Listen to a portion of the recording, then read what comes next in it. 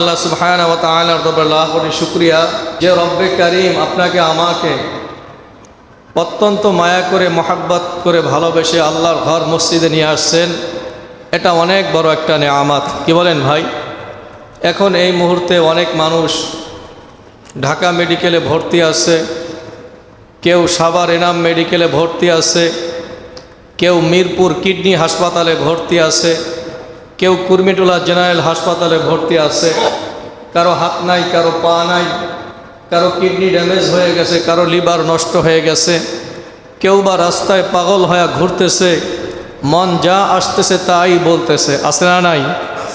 তো ওই রব্বে কারীম আপনাকে আমাকে শারীরিক মানসিক সুস্থতা দান করে ঈমানের হালতে আল্লাহর ঘর পবিত্র মসজিদে কিছু কথা বলবার ও শুনবার তৌফিক দান করেছেন। সেজন্য আমরা সকলে জোরে সোরে আরেকবার কালিমাতুশ শুকর আদায় করি, আলহামদুলিল্লাহ।